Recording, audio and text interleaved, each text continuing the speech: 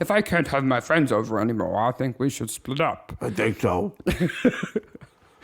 When we say stuff like that, I just know that you're going to extract that little bit of funny voice and you're going to put that right at the beginning of the podcast. Yes, that's what we're going to do. I know you do.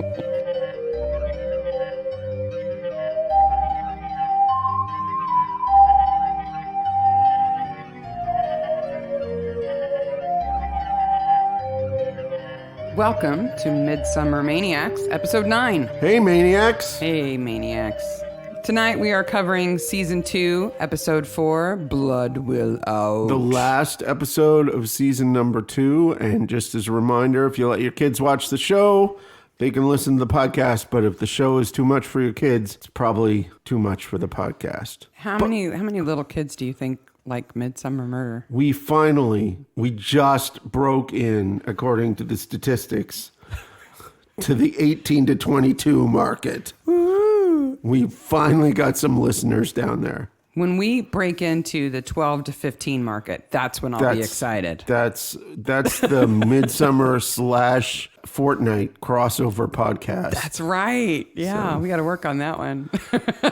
Before we begin, we get news. News.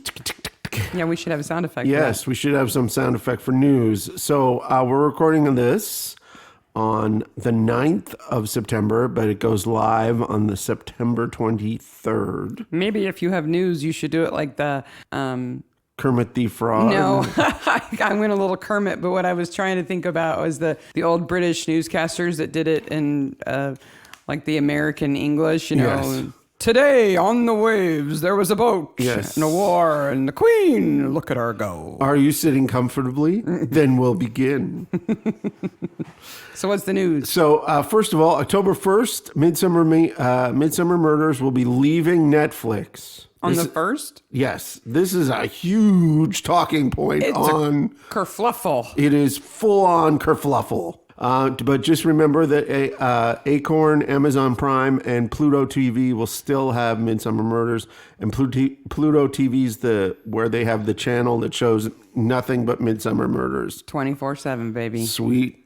All for free. You can't choose what episode you're going to see, but they just keep rolling by. Also, the official Midsomer account on Facebook teased us on the 5th of September with official Midsomer Murder t-shirts. Merch.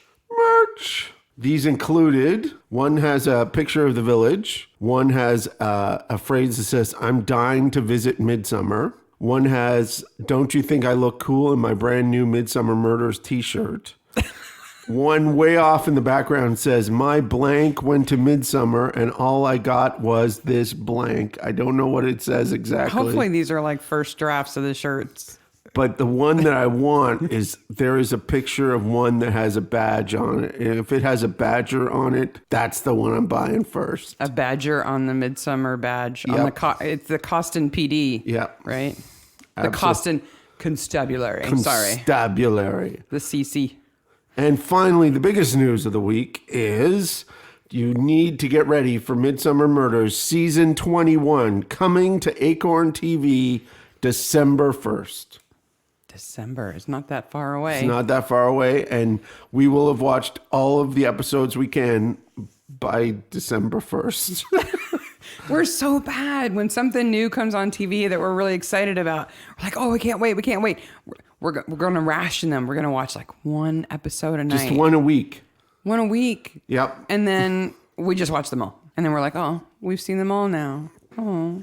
Let's start again. I suggest that maybe we live stream those episodes when they come out. Oh, like we record our responses to them as we watch them? As we watch them. We might live tweet them. We could experiment. We could see. Something. If we still have a podcast by the 1st of December and we're sane, those are 2 checks in the box, in my opinion. Yeah. Or maybe we should goggle box it and put up a Twitch channel of us watching Midsomer. I would also be up for that. I could easily set that up where you would watch us watching Midsomer on Twitch. Nobody's that lame. I'm so grateful for every single person who listens to our podcast that I would not put them through that. Oh my gosh. The next week, the numbers would just drop. That would be so strange. We have to come up with all this funny stuff because this episode, wow. Oh. There's just, there's nothing to be excited about this episode. I gotta say that there are home runs in this show. Badger's Drift is a home run. You know, I would... Death of a Hollow Man. Death of a home run. I would even say Strangler's Woods is a home run. This is a bad bunt, if anything. Yeah.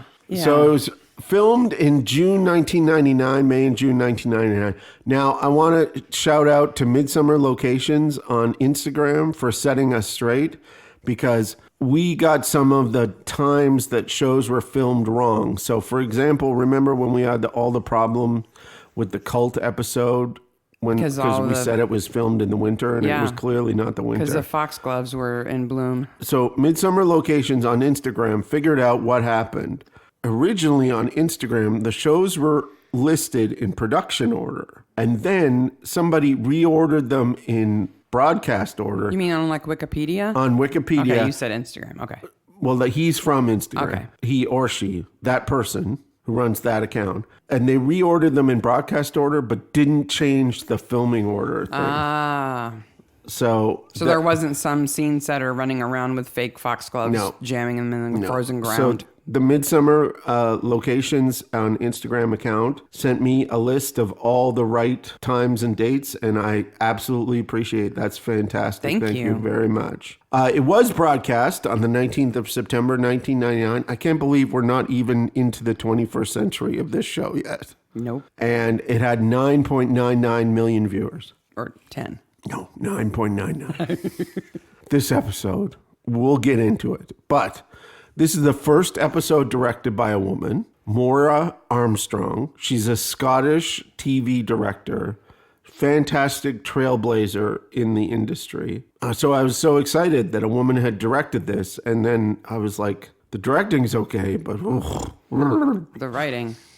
And then written by, speak of the devil, Douglas Watkinson. This is his first Midsomer. I know how that went, right? We talked about this. Yeah. He had a list of ideas. He's like, travelers. Yeah, we ought to include those. And the Falklands. Yep. That all Falklands and the Travelers. Oh, wife swapping. Yeah. Yes, wife swapping. Yeah. And we'll make it boring. How can you make wife swapping boring? They managed to do it in this episode. And we'll cram all three of those topics into one episode. Everything together with geese. And all of it will be red herrings. And so many extras. Yeah. It's a big cast. It's gigantic. And includes Midsomer Juggalo. You gotta wait for that. Don't give that away. Okay. Let's do this, baby. I can't stop laughing every time I think about Midsomer Juggalo. He's in there. Okay, cold open. It's beautiful. We're in Murder Warren. Yes. It doesn't even have Midsomer in it. It doesn't even have Midsomer in it. We have a horse and a buggy coming up the road. It's travelers, right? Yep. Orville Tudway. Then, for some reason, costumer said, let's make Honeysuckle Weeks look horrible. Yeah. How could we do that? Okay, well, she's a beautiful 20-year-old girl. Pantsuit. Yeah. Okay? And a pink helmet that looks more like a horse riding helmet than a motorcycle helmet. Well, what else could we make that pink purpley color? The pantsuit! Yeah. Because you always match your helmet to your pantsuit. Well, she is kind of a Richie girl. Oh, just riding a janky moped. That moped is jank. Totally jank. And I agree with you. I don't even think it runs. I think somebody added the folio in afterwards. I think it's like, that's a moped. Somebody in the background going, as she rolls down the hill. This is Orville Tudway. Yes. And he meets up with Peter Fairfax, who runs the store. It takes no checks. No. No checks. They take no checks. He says, I got a letter for you. Yeah. So Peter's got a letter that was sent to the grocery store for Orville. And it was received a little bit after Easter. And Orville reads the letter, freaks out. But what time of year is it now? They don't say. Like, how long has Peter had this letter? Probably at least a couple of months, I would think. Because he's clearly dying to know what it says. Yeah. Like, as soon as Orville opens it, he's like right there over his shoulder, like, ooh, what's it say? Can I read it? Can I see it? Can I see it? Can I see it? But all that time, he's just kept it next to the register, just not opening it. And you would have opened it. I would have opened it 2 seconds later. Had the kettle out, steaming that baby open. Orville who? Mm-hmm. The letter freaks out Orville. And then he's full on voiceover crazy talk. Yep. Where he goes, it's bad news for somebody. Yeah. Yeah. And then we're back to the watercolors. Yeah. We had no watercolors in season 1, and then we have them for the first 2 episodes of season 2, and then not for the 3rd, and then they're back. I don't think there's a secret conspiracy of watercolors, though. I don't think there's any meaning to whether they're there or not. I think it's a matter of, do we have stuff that we can show the titles over? Yeah, they needed some B-roll, and they didn't have it, so they had to put the watercolors in. Yep, and I think this is the last time we see the watercolors. That's what you said last time. I was wrong. And we cut from the awesome watercolors to the torture of Tom. So Tom needs some new clothes. His pants do look a little tight. And we are shown Tom in tight pants quite closely. There's Tom crotch. Full-on Tom crotch. Yeah. Cully asks for another size. Now, the Francis Lee plays the shop assistant. Mm-hmm. And as soon as Gavin gets there, which on rewatching last night, I was like, how does Gavin know they're there? Yeah. Oh, hi, Gavin. Like, Gavin has no idea that they're there. He's just wandering the streets of Coston and goes into a store. Look, it's the Barnabys. You know, I don't know, because in this episode, Joyce and Cully have been brain swapped with some possessive, over-controlling women aliens. It's the diet episode. I wouldn't if you be hadn't guessed surprised by now. if they texted Gavin and said, come here. No human. Tell him his pants are too tight. This diet would not work on any human being. No. I mean, you might lose weight, but until you ate a meal. Like, I'm surprised Barnaby didn't go hangry here. Well, he's hangry the whole episode. I think so. Because he's living on cabbage soup and raw vegetables and Hangry fruit. Tom. He's hangry. Yeah. He is aggressive in this episode. Wow. So he's like, whatever. You don't have my size. I'm off to Marks and Sparks. Marks and Spencer. You can't blame him. No, definitely not. And also, they're like, you've been eating too many canteen lunches. Learn to cook, woman. Yeah, really. What are his options? Is he going to take leftover sheep neck and stewed grapes for lunch? And they're all like, diet. Like, they all agree upon it. I'm like, except him. Does Tom get a say in this? I'm disappointed in Tom. The fact that he goes along with it. Just why he doesn't put his foot down. Especially because he's hangry. The whole time. Okay. Fleur goes to get her thing fixed, her moped fixed, and it's totally implied that her and Will Saxby are doing something. Yeah, but he's her dad. He's her dad. Ugh. And his wife, Muriel. his current wife. Yeah. Muriel's all jealous. It's all jealous. You're jealous about spending time with your daughter? Apparently. I guess so. But there's this weird thing. So Orville's kind of like, I don't know, he's like a legend, apparently. I guess so. He comes back to town on a somewhat regular basis, maybe an unpredictable basis, because he certainly knows plenty of people who live in Murder Warren. And when he shows up, it's like, Orville's here, Orville's here. Hey, Orville's here. It's like you expect there to be a dance number on the street. Like, yeah. Orville's back in town, hey. Yep. So, he pulls his wagon up in Will and Muriel's pasture. And Will's all like, sure, you can stay. And Muriel's like, oh, I don't know. But then when they're talking to him, they're petting his horse. Like they're being made to pet his horse. Did you notice that? They're okay. They've got dialogue, but they're like, pet, I pet the horse. I pet, like, there are like so a little many kid animals. pets an animal. There are so many animals and so many extras in this episode. I think they lost some of the plot by having so much going on. Yeah. Like, just the fact there's at least 4 different horses. Oh, plenty, yeah. And sulkies and all sorts. Oh, oh. There's no sulkies. Yeah, that's what they're called, the chariots. No, I thought a sulky was a Celtic water horse that No, drags I think people that's into the name. water. I'll look it up, but I think that's what they're called. They call them chariots. Yeah. And I thought Barnaby was making fun of them calling them chariots, but that's what somebody else calls them chariots later on. Okay, so we're already talking about the chariots. Okay. There's something I got to know about them. Okay.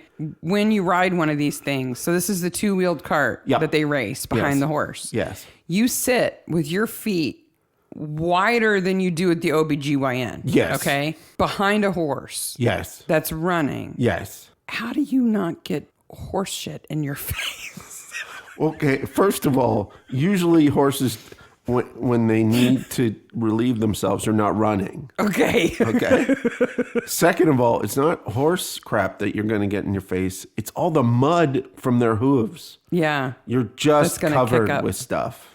And your legs aren't even out in front of you to kind of block it. Nope. I don't know why their legs have to be so akimbo as they're riding on those things. What they like to do. I didn't grow up on a farm. You grew up on a farm. I'm just saying it looks a little messy. I don't want to ride in one of those chariot things. Speaking of Orville, he arrives while the Saxbys are fighting. Just walks in the door. Yeah. Bad moment? You haven't seen me in years or whatever. He suggests he's going to bring one or two friends. And then he looks directly at the camera. Yeah. And goes, like, it's going to be more than one or two, right? Yeah. You're in like, on I this. was almost ready for direct address at that point in time, which has never happened in Midsomer Murders. But If anybody should, it should be Tom looking at the camera going, I'm hungry. please send Mars bar. Feed me. So then we meet Fleur's parents, Hector and Trisha, who are just awful. No, it's Hector and Jenny. Oh, that's right. See, you're doing it too. It's so hard to keep track of. This episode with all the wife swapping and all the extras and all the red herring parts, the names get all screwed up. It's because this episode is a soap opera of red herrings. Yeah, there are not enough murders. I'm sorry. It's the young and the red herring. Yeah, it is. There You're are right. not enough murders, and there's too much crap going on in the background. Like Hector gets killed and nobody cares. They're like, good. Anyway, on with the show. On with the show. Fleur wants to go to America and basically blackmails her mother because she knows that her and Orville are wanting to do the Rumpy pumpy. rumpy pumpy. Casual sex. What's that smell is the next thing that's asked. And that smell is cabbage soup. Yeah. But it's oh, God. It looks like kale soup. Oh my gosh. He's allowed to eat as much of it as he wants, and they give it to him for breakfast and dinner. No human can exist on cabbage soup alone. No. It's cruel. And Joyce is cooking it, so it's probably worse than just cabbage soup. It's probably bad cabbage soup, which is saying something. And it's fresh fruit day, so he can have all the fruit he wants, but Except no bananas. Because there's a whole another day just for bananas. And Troy drops a joke there, and it just clunks. It's a clunker. So, okay, Tom is Troy's boss. Yep. How does Troy think he's going to get away with policing what his boss eats? Apparently, it's how it's done in England. Just let one of the people who work for me try that, and we'll see how long that lasts. No. No. But Troy also arrives with the story of a stolen goose. Yes. And it's like this episode is like, we'll have a stolen goose, and then we'll tell goose jokes. What's good for the goose is good for the gander. See, wife swapping. Look at all those See? goose jokes. Yeah. Oh, gosh. Shut up. This episode, the goose being stolen is taken directly by Hot Fuzz. Oh, yeah. I love Troy trying to count the geese, too. Counting animals is tough. I have had to count animals in my life, and it is one of the toughest things I've ever had to do. But it plays like it's supposed to be this hilarious joke that Troy is trying to count these geese, and doesn't he look stupid? It just falls flat. And did you notice that Fleur is like all over him? Oh, yeah. Like, and I'm like... In every scene that they're together. I'm like, that's weird. Like... He's young. She's young. She wants to get out of there. I guess, but... in any way But it's she so can. far in the background, it's not even interesting. Well, that's how he gets distracted from counting those geese. You know, there's a pretty young thing back there. So It's so... Ugh. Hector blames Tudwell, and he says he's a diddy-coy, a word I'd never heard before. Well, I've seen this episode a bunch of times, I never paid any but attention to it. didn't pay any attention I to just it. thought they're travelers. In Britain, it's one of a group of caravan-dwelling roadside people who are not true Roma. They're half-blood. Yes, diddy-coy, They're half muggle. I guess. Half gypsy. The geese can't fly away because their wings are clipped, so Barnaby suggests they walked. So I looked up diddy-coy on the Urban Dictionary. Yep. Because I really wanted to know, when you encounter a term like this, you got to know, is this an offensive term and I just don't know it? Yeah. Because I don't want to drop it if it's actually an offensive term. And Urban Dictionary is great for that kind of stuff. Yes. Because it doesn't say that anything's offensive. You just assume that it is because it's on there. But the examples are always great. Yes. And the example sentence, one of them for diddy-coy is like, dang, that diddy-coy done stole our geese and our batteries. or our diesel and our batteries. Our pigs are geese. Yeah.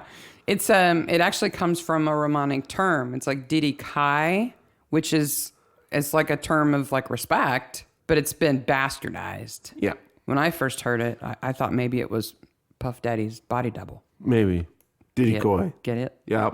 Puff Daddy. That's a better joke than Troy makes the entire episode.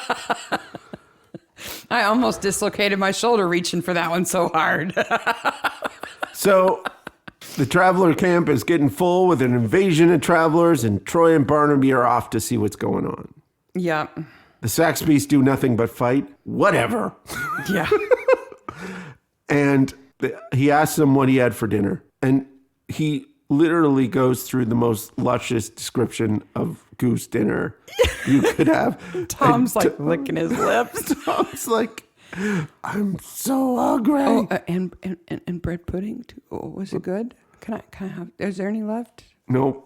None left. Troy's over there. No, you can't have anything good. None for you, cabbage soup. And they talk a little bit about people don't like Hector. Somebody even tried to kill him. Yep. 6 or 7 years ago. And Tom says that was before my time. Which was weird. Where was he 6 or 7 years ago? I don't know. Not in Coston, apparently. He would have been in Coston. It's just... The question is, where did he transfer from? Maybe he was in the hustle and bustle of Continuity? London. What continuity? Oh, no, remember, he's an MI5 agent. Oh, that's right. That's right. That's a later episode. Mrs. Dinsdale arrives and says, all these people have to go.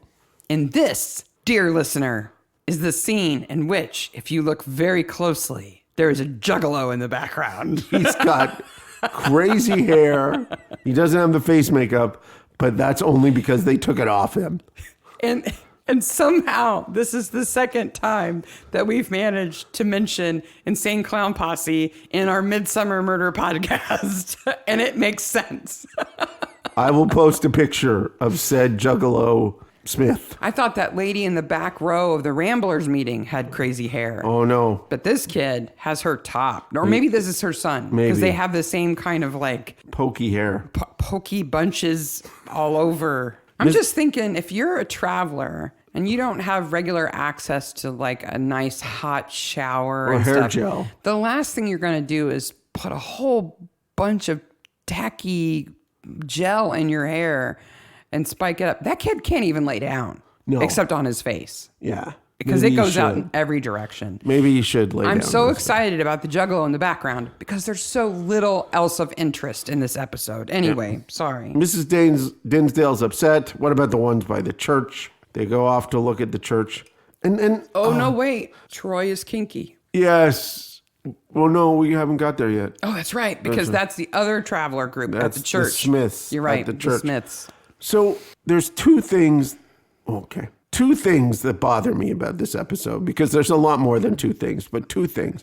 It's they don't understand Troy and Barnaby. First of all, they talk about the Bixby ladies like her looks. They evaluate her based on her looks. Saxby. It's Saxby, sorry, not Bixby. It's not Bill Bixby. Muriel. You wouldn't like me when I'm angry.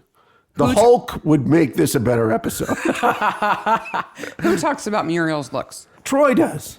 He goes, Well, he does that all the it's half time. bad given her age. Yeah, he says that kind of stuff all the time. And when we get to the second one, I'll bring it up. But I stand by that they don't understand Troy and The writer? Army. Yeah. Okay.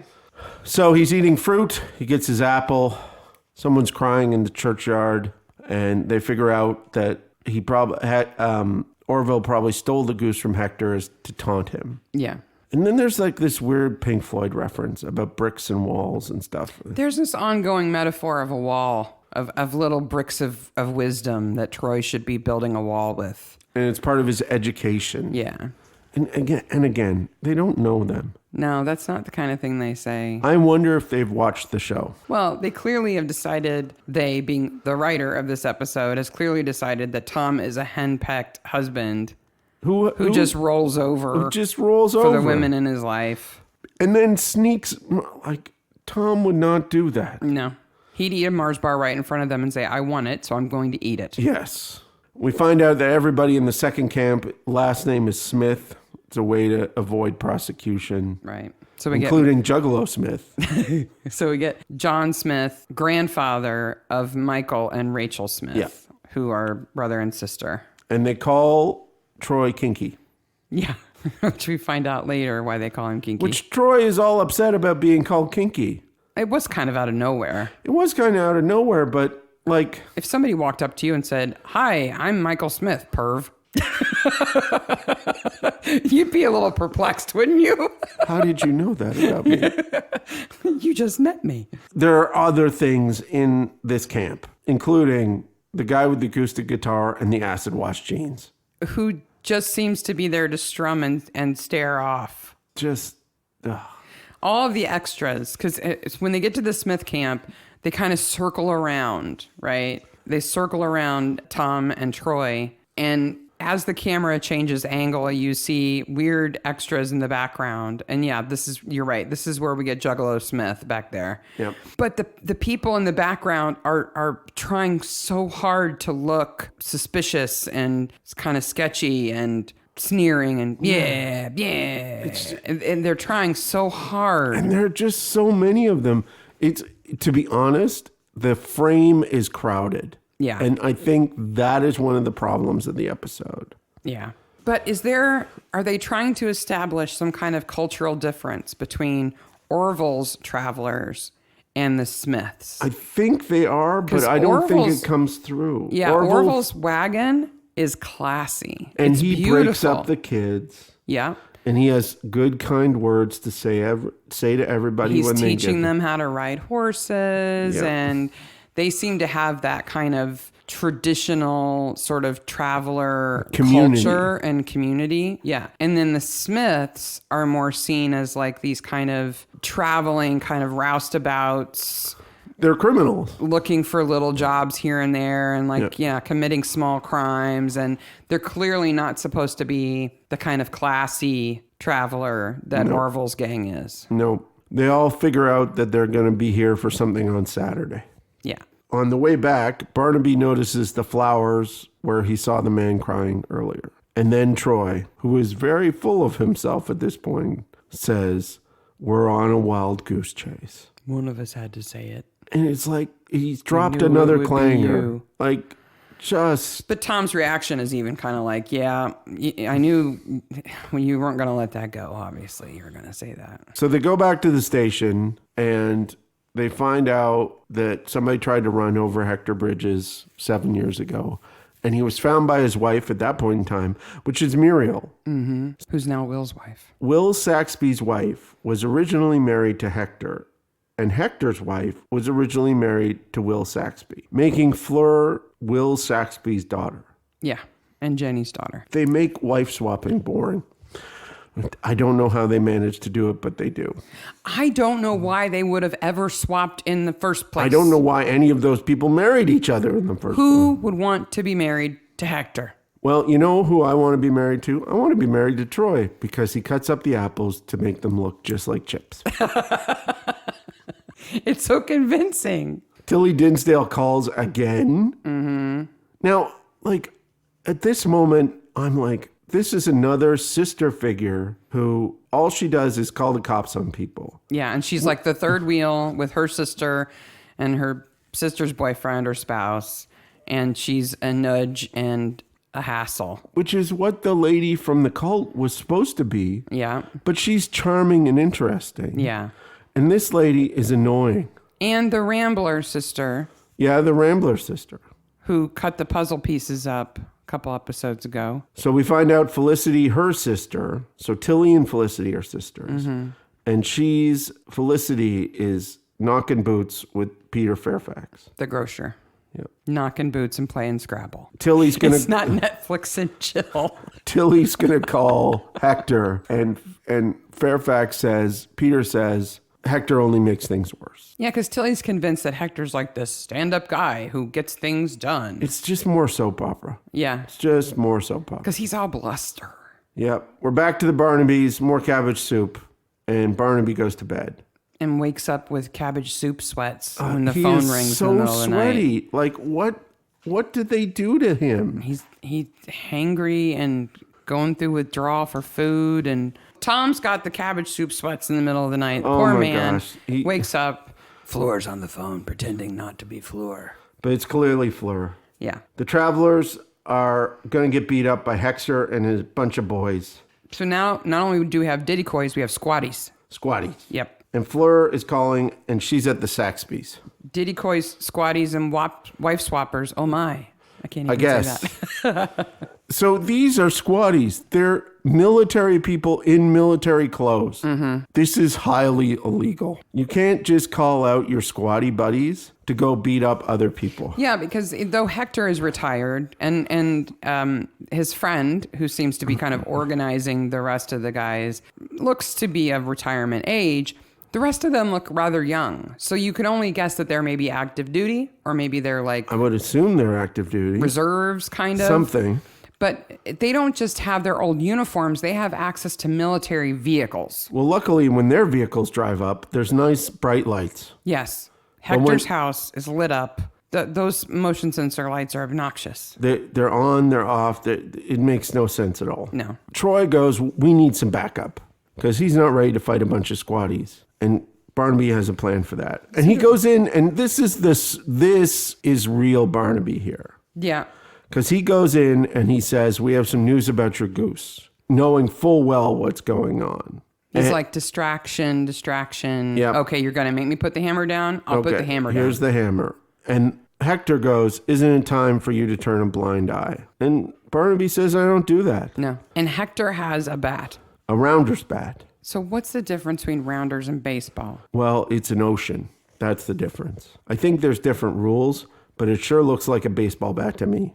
The bat is the same. Yeah. The game may not be the same. But Hector is like all bluster. And Tom's just like, don't make me call it armed response. And he's like, we'll have armed response here in 20 minutes. And Troy's like, okay. Yeah. And he's like, I guess we got to call it off then. They don't have an armed response unit. Oh. Wouldn't Troy know that? I would think Troy would know that. Because there have been some times when they could have used an armed response unit. Yes. Anna Massey with that big knife? Yeah. No, we have constables with pokey sticks, but no armed response unit. Right. Another thing, and this is Greenland here, but when they leave, it is clearly daytime. Yeah. When the squatties are packing up. They just have a blue filter over everything to make it look like night.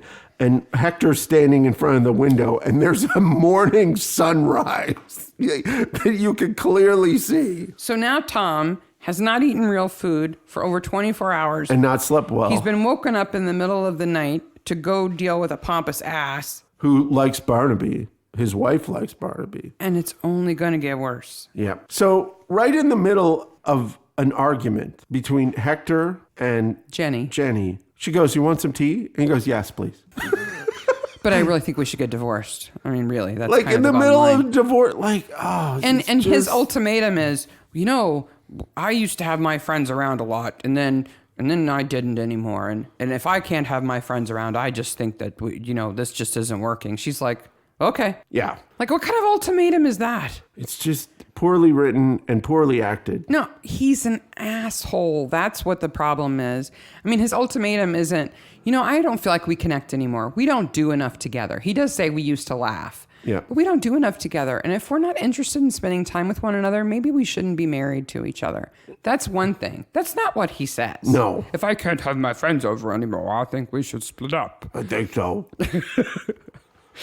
When we say stuff like that, I just know that you're going to extract that little bit of funny voice and you're going to put that right at the beginning of the podcast. Yes, that's what we're going to do. I know you do. And if you're listening, if you don't listen to the very end of our episodes, Mark always puts a little Easter egg at the end of the music at the end of the episode. So if you're not listening to that, you're missing out. There's some gems back there. Then Troy says, the Diddycoys have gone berserk. No. Before the Diddycoys have gone berserk, you have probably the best filmed, most useless scene in the entire show. You have Fleur and Orville, who get to eat sausage. Who doesn't get to eat sausage? Yeah. Barnaby doesn't get to eat sausage. Never. Orville's got extras, but he doesn't get one. No. The content is irrelevant. It's filmed in this very moving camera way in which there's slow pans from right to left. You got the campfire kind of crackling, a little bit of smoke coming up. And it moves in from mediums to close-ups.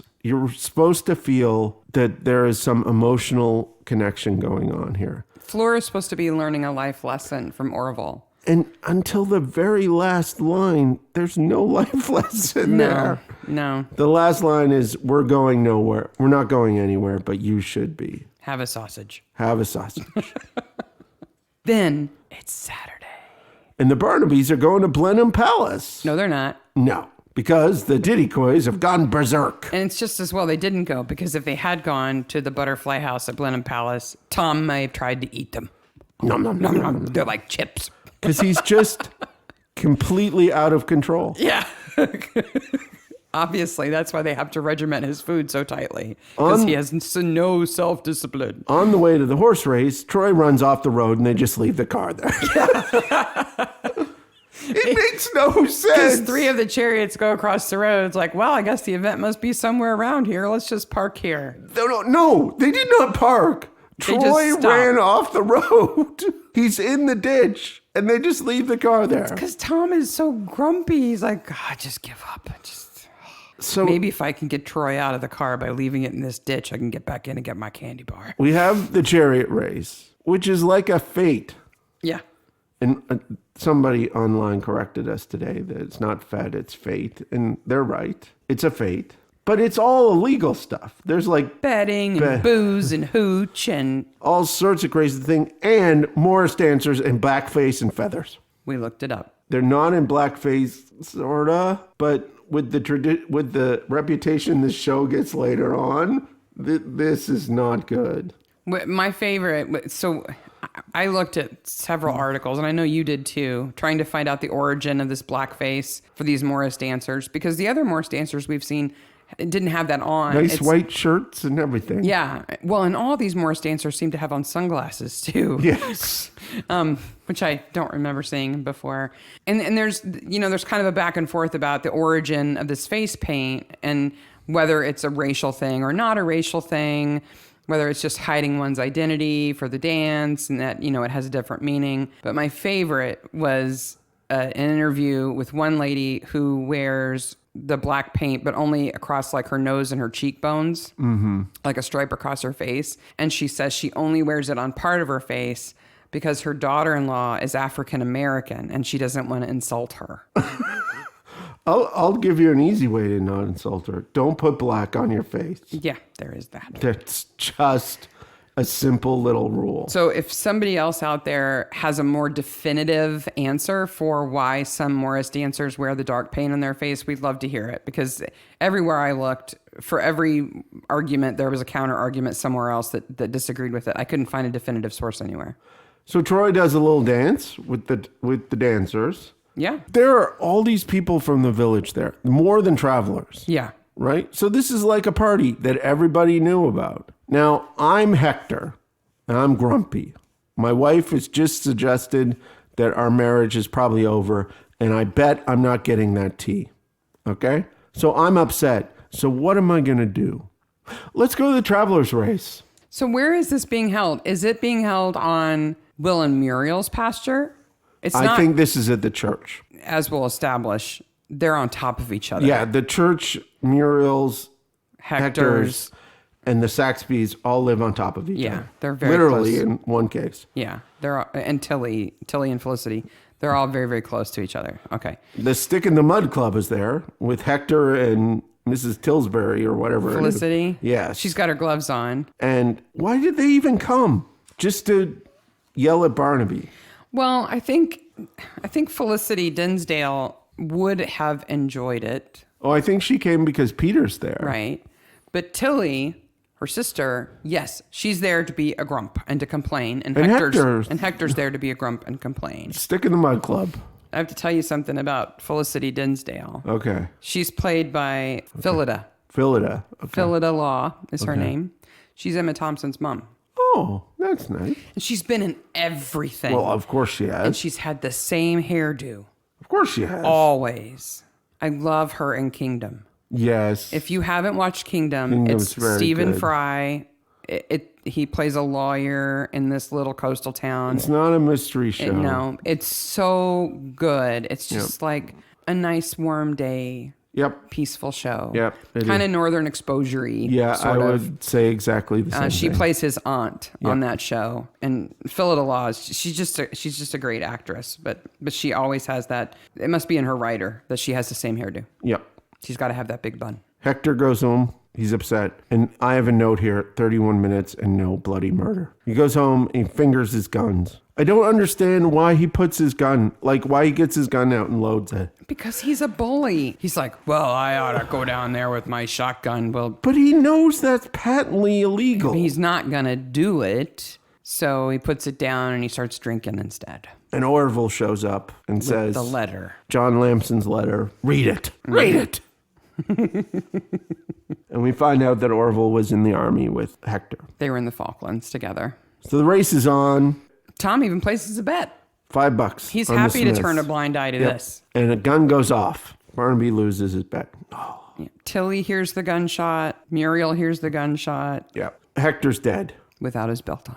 Yes. Muriel found him. George is back, but he doesn't do much in this episode. No, except get to the crime scene incredibly fast with his whole crew. They don't know how to write George either. He's been dead less than an hour, and the whole crew is there, and Tom is just showing up, even though Tom was just right there. 34 minutes into this episode before death. I gotta say, it's a disappointment. Yep. And the killer stole a wine cooler. A wine cooler with 40K.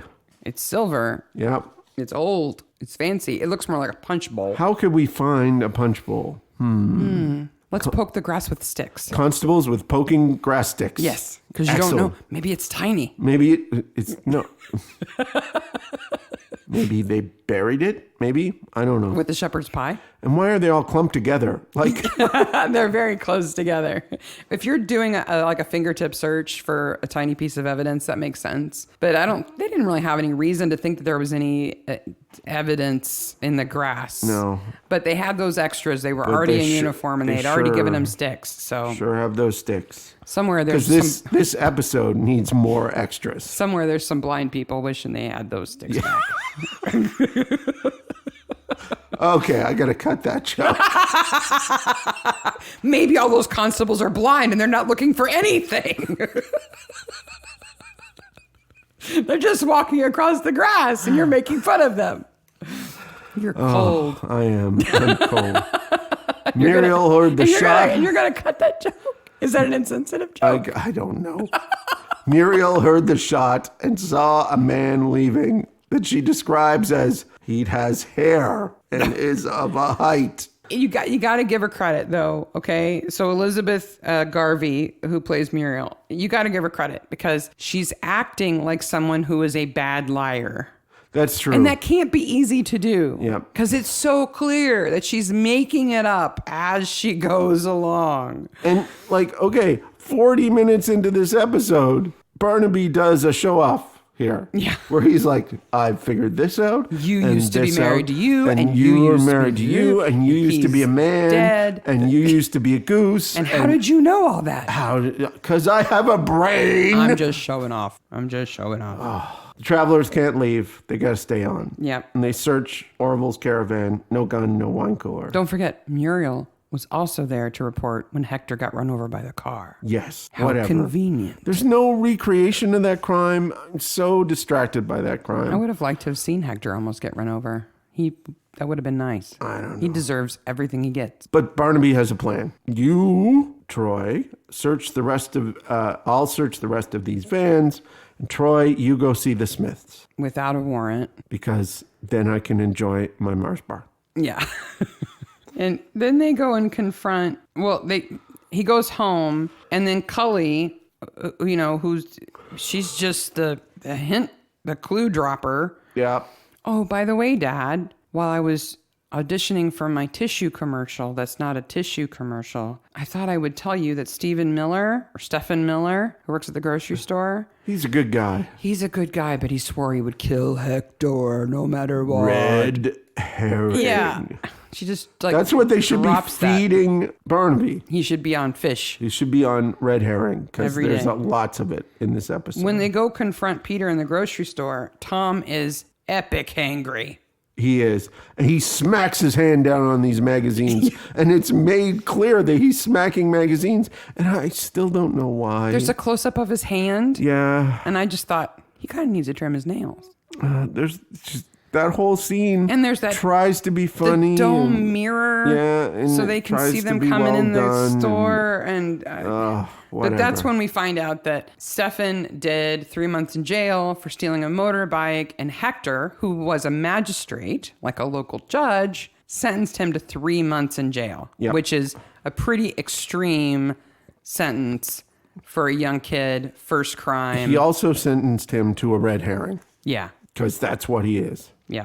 So they're like, but you're Peter and you're the grocer, so you must know everything. He's like, I don't know anything. So we're going to go to Stefan's house. And we head over to Stefan's house, which is the darkest house in the world. Stefan is a poor kid. He can't afford electricity. No, he doesn't have any lights in his cottage. There were times in this episode, in this cottage, I was like, I have no idea what's going on. Who is that? Who's Yes. fighting? What- Who's punching What is who? going on? It's so dark. Where's Rachel? She's in the bedroom because this entire part is a soap opera. Yeah.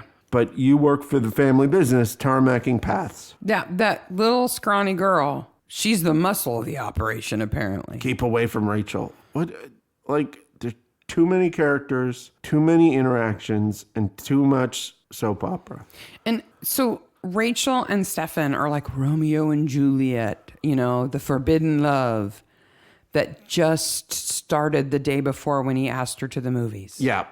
And now She's they cannot be staying separated. overnight and can't be separated. Yeah, she'll alienate her entire family. And she's known nothing but them, but Stefan, the grocer's boy. So Peter and Felicity are playing Scrabble. Tilly they seem comes so in. happy together. Tilly comes in, and Peter asks Felicity about Tilly and Hector. And there's a nice scene here where she's listening to them talk about her. Mm-hmm. And about how She had a thing for Felicity- Hector when they were younger, Yeah. but Hector liked Felicity. And Felicity would have never let her get anywhere near Hector. And she accuses Barnaby, which is the best joke in the whole episode. Yeah, I know who killed Hector. I bet you it was that Barnaby. Hardy, har. Well, Tilly goes to bed, but she is awoken by the dark pig rustlers.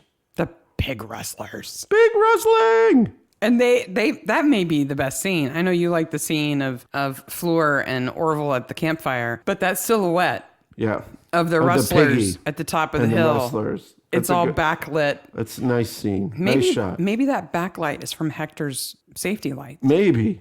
because it's bright But the enough. piggy looks great.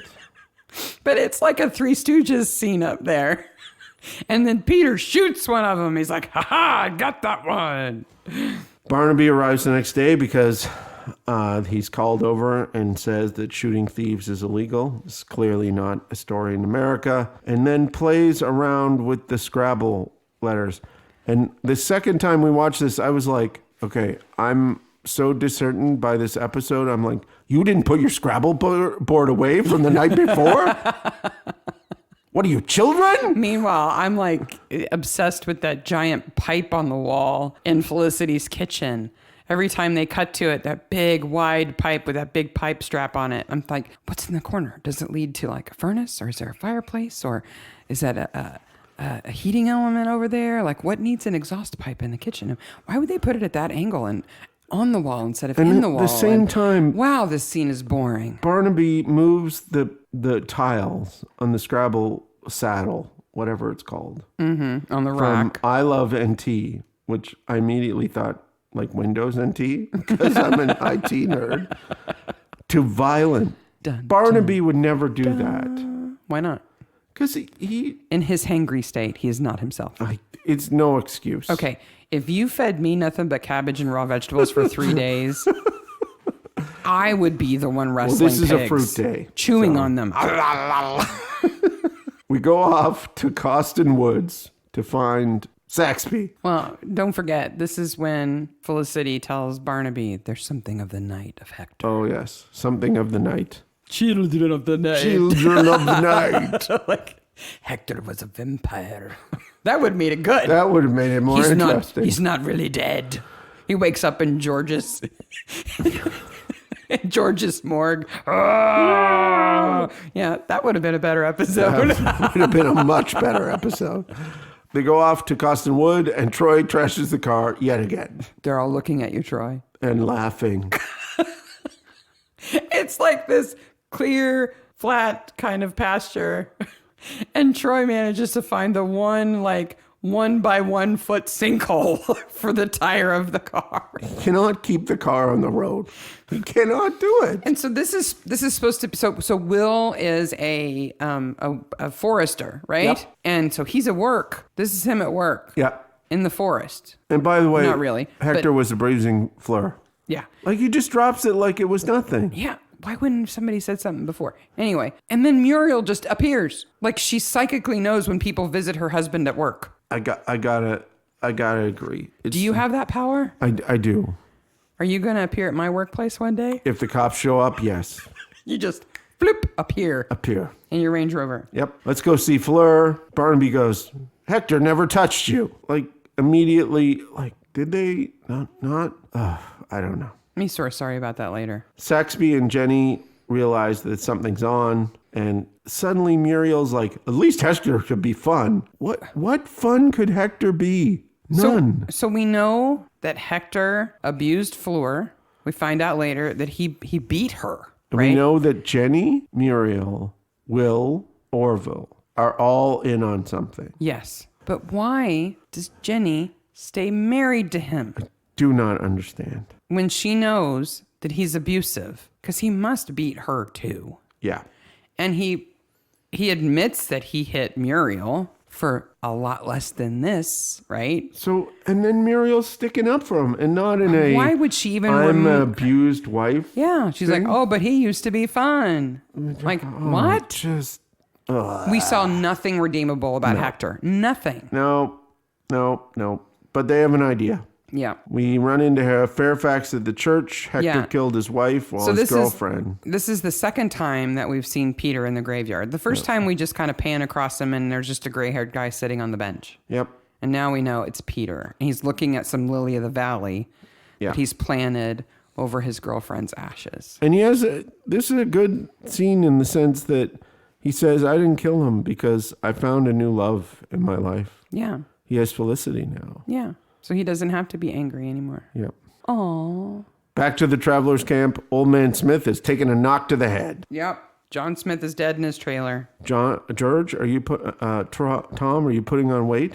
It's just so heavy-handed.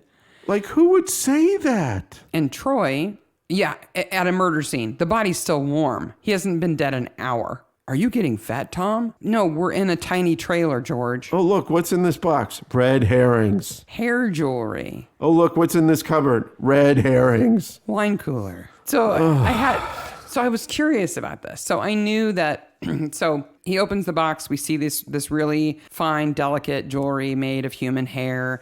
And of course, that's why John Smith said that Troy was kinky. He was talking about his hair. His hair's not kinky. Maybe he's got a little bit of a wave. No. Maybe. I've got kinky hair. I have kinky hair.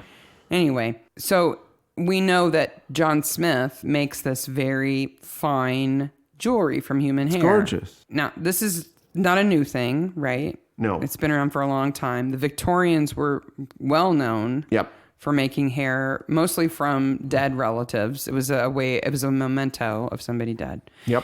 And that made me curious because I thought, wow, these people are supposed to be at least part Romani, so they're Eastern European. And I didn't know if that tradition existed in that part of the world too. Yes. And so I started the Googling, and looking it up and everything. We're so going to get in trouble with our Googling for the show. Making jewelry from human hair. No, it's not really that weird. You'd be surprised how many people do it now. And of course, so big in the Victorian era. Yep. A huge deal. And so the first interesting thing I found was that not only were there instruction books on how to make things out of human hair, but they used to sell kits. Oh. In the Victorian era. Everything you need except the hair. Oh. Isn't that nice? Nice of them. Yeah. So you just got to go, pluck some from your sister or whatever. Where is this? But there still exists in England this Victorian Hair Workers Society. Okay. Though I have to tell you, I don't think their website's been updated since 1997. They have a website. That's what it says at the bottom. Yep. But apparently now... I have to link to that in the show notes. It's a great website. Apparently, why are we getting all these hits? Yeah. Hair work is suddenly becoming a really big thing. But the people who run it not only support the preservation of Victorian hair jewelry and memento mori, that kind of thing, but they also sell horse hair. Okay. For the making of this jewelry. Okay. So you can now make, which I think is just cheaty, because a horse's tail, the hair in a horse's tail is so much bigger than a human hair. That's just cheaty. It's like knitting with like great big heavyweight yarn. But that fact alone is more interesting than anything in this episode. I don't know. There's blood spatter coming up. Oh yeah. It's not Mrs. Bundy level blood spatter, but it's there. Okay. They go off to see Stephen, and there's a big fight. Stefan, there's a huge fight in the dark again. Yeah. Michael's like, what are you doing with my sister? You gotta you killed my grandfather. And then grumpy Barnaby's got to break it up. Stop. Stop. I'm so hangry.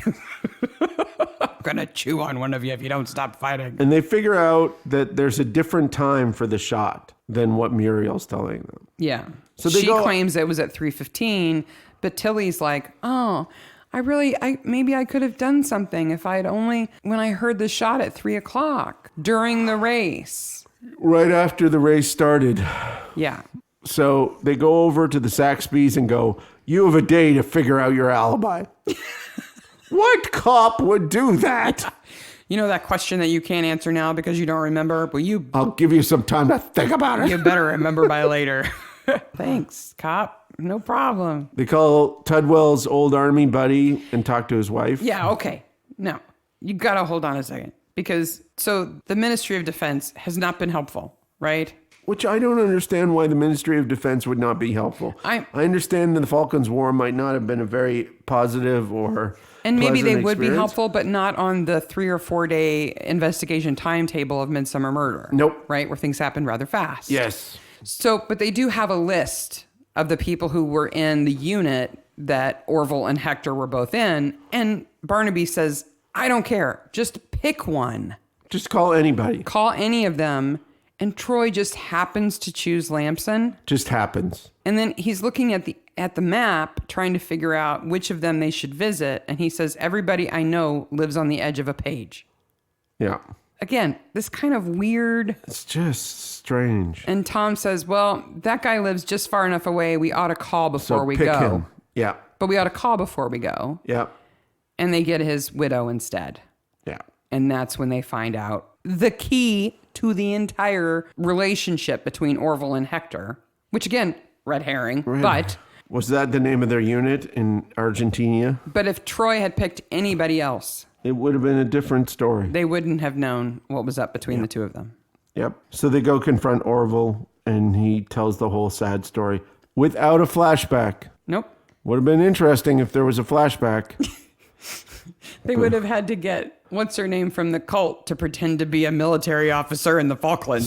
Something. Just, Here I am in Argentina. Well, we can't do that because it would require too many people and too many other things. Like every other scene in this episode. Horses and stuff. Travelers are off, but not Orville. He's staying around because maybe he's a daisy? Where did you even get any indication of that, Troy? Troy's just making stuff up. Just insert silly Troy statement here. It doesn't, like, Troy is smarter than that. So Barnaby uses the last bit of his energy from not eating real food to climb all the way up to the top of the church tower.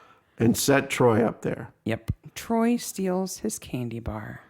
But here's the second part that I say is not Troy and Barnaby. In the glove compartment where the Mars bar is supposed to be, there is clearly the enlarged bosom of a young lady. Nipple. From page 3, including a nipple. Yeah. That's not Barnaby and Troy. Folded to that page. Yeah. Folded open to that page. That is not Barnaby and Troy. No, they wouldn't have that in their glove compartment. They're not those kind of guys. No.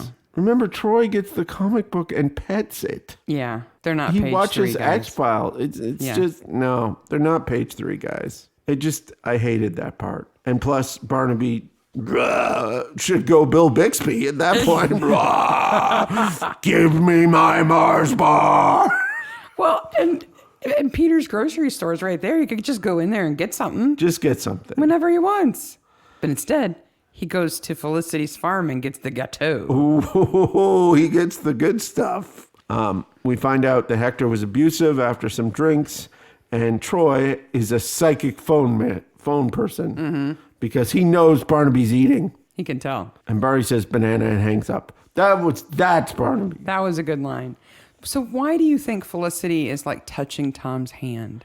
I don't know. It's so weird that both Jenny and Felicity have this crush on Barnaby. It's weird. Maybe he just comes across as needing to be taken care of. Maybe because he's so weak with hunger. So hungry. His clothes are now falling off of him. The scene where he goes and gets in the car after leaving Troy in the church tower. Yep. His suit looks like they've put a suit on him that's like 2 sizes too big. It stopped making sense. He's in the big suit. Yeah. Yeah. That's a Talking Heads reference, right? Yes. Okay. Some of us wouldn't know Yes. the name of the document. The Talking Heads in the giant suits. Yes. He's in his giant suit. But Felicity's touching Tom's hand, and he's like, I don't care, lady. You can stroke my hand as long as I get this cake. Yep. Do whatever you want. Gâteau. Just get away from my gâteau. Give me my gâteau. They pull in Fleur and the Bixbys to police station only so that Jenny and Orville are left alone. I didn't really want to talk to you anyway. Then why did we watch a 5-minute scene of it? Can you imagine if the police pulled you into the station with your spouse and your child and grilled you, and then at the end went, I didn't really want to talk to you anyway. No. I just wanted to get you out of there. Now, Jenny has a giant house all to herself. It's an estate. It's a manse. With many rooms. Huge. Big bedrooms. With beds. But she goes to Orville's little wagon to The do the rumpy shaggin' pumpy. wagon. Yeah, the shaggin' wagon to do the rumpy pumpy. Like, I don't know. Maybe she associates the house with Hector, or maybe it's just a little, badness doing it in the wagon. I guess. But if I was given the choice, I think I would choose the giant house over the little wagon. I would think so. And we forgot something because it's completely irrelevant. The whole Michael and Rachel and Stefan ending thing. Yeah. That John said to Stefan, instead of confronting him, said, I don't want Rachel to live this life. I want her to have a better life. Are you going to take care of her? And then when the Smiths leave the village... Oh, save me, shopkeeper boy. Michael stops and Rachel That gets I've known out for 24 hours. with no bags, no luggage, no belongings. Nothing. They're and travelers. They don't need bags. then why do they have a big caravan full of stuff? I don't know. She's going to stay with Stefan. Bye, bye, they wave. They put Jenny in the cell overnight. But Troy's face, when he pulls back the little curtain of Orville's wagon, it's like, ha ha! They're at it. I got you. Like, wouldn't he have known from like 30 feet away if the wagon was rocking a little bit? Like, did you really have to pull the curtain back and be like, I see you? Yeah. So it ends up that Cully wasn't selling Kleenex. She's selling chocolate cake. It's not good. It doesn't taste good. And Barnaby's like, I beg to differ. And that commercial is so bad. It's so bad. I'm having a dinner party, and I got all this food from this great place that does carry out. And here's the food, and here's the food, and here's the food. But what he doesn't sell is dessert. No chocolate gâteau. No! And then she just sticks her fork in the cake. Bad hostess. Bad hostess. Orville and Jenny are in the interrogation room, and she falsely confesses to killing Hector. Yeah. I was obsessed with a sign behind them. It says, a couple of drinks never stopped him driving. The dead girl will. Bum, bum, bum. But that's the kind of drunk driving posters they had in the 90s. Yep. Jenny heard a row. Take the slag and run. Troy has arrested the wrong person because... Yeah, because Hector has never been a grosser bully than he was in the scene that we didn't see until now. Yeah. The way he talks to Orville about Jenny and Fleur. And they stop Fleur from getting on the plane. She's going to Milan. And we see the reenactment and blood all over Fleur's shirt. Yeah. The blood from the last episode where there was no blood. We now have blood everywhere. No. I don't know why I have a hard time wrapping my brain around this, that Hector can physically abuse Fleur. She's not a child. Yep. And one would presume Jenny doesn't have a job. No. Right? So she's home. Why would she have never stopped him from beating her daughter with a belt? Yeah. And why would Fleur have ever let him? She's 18. She's over 18. She could have left. She could have gone to live with her dad, who's like, 2 feet away in his house? Yes. Why she didn't get out of there? I mean, I'm not trying to blame a victim, but she seems gutsy enough to not put up with it. And when she gets a gun in her hand, she ends it. Yeah. And she has options. She's not beholden to him unless she's really just money grubbing to try to get her ticket to America, and she's willing to put up with it. But that's not worth it. It makes no sense at all. No. Why Jenny would have put up with it, why Fleur would have put up with it, why Muriel doesn't say, don't marry him, he's an evil abuser. Yep. And we find out that John Smith was killed on accident by Will Saxby, who was planting evidence. Yeah. Oh, well, whatever. Does Barnaby look like a red trouser man to you? And then they ply him with food, and then thank God the episode is over. Coq au vin and bread pudding. And Tom is like, yes, please. Can I have some more food, please? So to sum up, probably best episode ever. So who's the better corpse? Hector or John Smith? I'd say John Smith. I'd say so too. Just because I hate Hector. Yeah, I don't want to give Hector anything. And Hector didn't even really get blood on him. He was shot in his vest. Yeah. But but John had to pretend to have a big head wound. Yeah. And all those people had to step over him and stuff. There was some makeup going on there. They at least had to smoosh his head with some fake blood. Yep. And he had to lay there while George straddled him and Tom was fat. I know it's sad that Fleur was being abused, but she committed murder, even in self-defense. Okay. Will Saxby killed another man, planting evidence. Muriel knew everything. Yeah. Jenny knew everything. Yeah. Muriel lied to the police. Orville knew everything. Orville knew. All of those people should go to jail. Yeah. Every last one of them. Jail. Yeah. And then maybe the writer. Maybe. For this horrible episode. Yeah. They didn't learn anything from the last episode in which they waited years to get revenge. That shopkeeper holds up the red pants and Tom should just grab them and just chew on them. I'm so hungry. And this is such a letdown after this second season has some great episodes in it. It's got Death Shadow, Strangler's Woods, and Dead Man's 11. That is a great lineup heading into your last episode, and you get this episode. That's why it was only 9.99 million people who watched it. I think maybe 9 total people should have watched this episode. What's the first episode of the next season? Give me something to look forward to. Death of a Stranger is our next episode.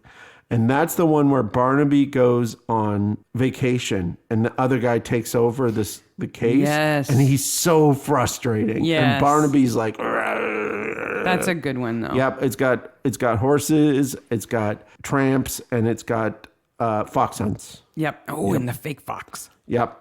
No, this is not the one with the fake fox. No. That's right. So yeah, that's right. This is the hunt. We have that one next season. But wait. The little old lady who lives in the woods in the next episode, I think she lives in Orville's wagon. Yes, I think so.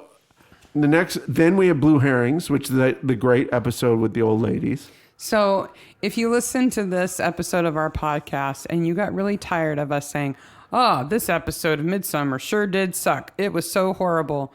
Tune in for the next one because it does get better. It does. And we won't just whine about how bad it is. And this is still, so much better than so many other shows. Oh, yeah. But it's a low point. It's not the worst episode yet. Well, it's the worst episode yet, but it's not the worst episode ever, I don't think. So here's another kind of controversial thing, and I'm going to throw this out because I'm eager to hear what our audience thinks about this. So one of the notes I have is that Kevin McNally, who played Orville Tudway in this, he plays Jap in the ABC murder Poirot with John Malkovich playing Poirot. Yes, he does. Which I think is a kind of controversial Poirot. Yes, as far as I'm concerned. I know it's not a Midsomer, but I wonder. It rewrites Poirot's backstory. Yeah, a lot. So if this Midsomer wasn't so good, I'm curious about what people think about John Malkovich as Poirot and about Kevin McNally as Jap. I liked him as Jap. Not as good as Jap, the real Jap. With the David Suchet Jap. The right? David Suchet Jap. Yeah. That's the real Jap. But it's interesting. And we get Kevin McNally again in Noble Art in another Midsomer in 2010. What's Noble Art? I can't give you the summary of the plot. I know what Noble Art is. But I think it's a better episode than this one. So we get another chance with him. No, you've forgotten Noble Art. Because Okay. I think Noble Art's the piano teacher. We'll see. Okay. So Toby Jones, Yep. who was our coroner when George was away. Yeah. He's the son of Freddie Jones, Yep. who is also in a Midsomer. Yeah. Right? So they were our first father and son who were both in Midsommers. Not the same episodes, but different. But they were both in the series. Yep. And now we've got Honeysuckle Weeks, whose sister is in another episode later. What's her sister's name? I didn't write it down. Okay. I think it's like Felicity Weeks. Okay. She's not like Rose of Sharon. Petunia or anything. No, Honeysuckle's got the only plant name. But her sister is in an episode later, and if you saw them next to each other, you'd say, "Oh yeah, those two are yeah." Okay, maniacs. Our Twitter handle is at Midsomer Maniacs. Our Instagram handle is at Midsomer Maniacs. We're all over the Facebook. We're all over the Twitters. Please keep coming back with all sorts of reviews and input. We love every last minute of it. If there's something redeeming about Blood Will Out that you saw that we didn't see, tell us. Yes, if please. there's something you disliked about it as much as we did, tell us. Please. And, again, just thank you so much for listening. And next week, we will have Death of a Stranger. Yeah. Season 3, episode 1. Halfway through Troy's tenure. Booyah. All right, maniacs. Bye, maniacs. Bye, maniacs.